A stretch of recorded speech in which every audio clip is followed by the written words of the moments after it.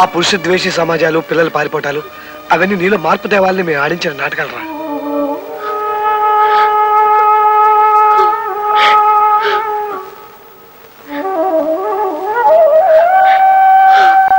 దండాలండి అయ్యా. మీ తమ్ముడు గారు మా పొలంలో ఇసుని తినబోతా ఉంటే పట్టుకుని తీసుకొచ్చానండి.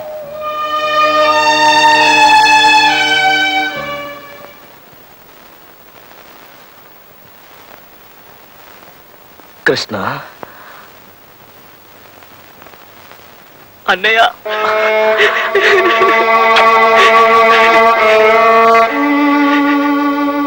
ఇంకెప్పుడు ఇలాంటి అఘాయిత్యం తలపెట్టుకున్నా. నీకు వసుకి నేను పెళ్లి జరిపిస్తాను రా.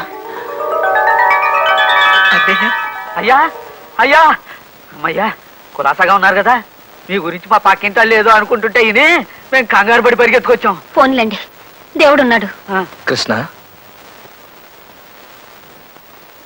సార్, శాంతించు సుభద్ర, శాంతించు. వీళ్ళ పెళ్లికి నేనే పర్మిషన్ ఇచ్చాను. పెళ్లి జరగలేదు సార్.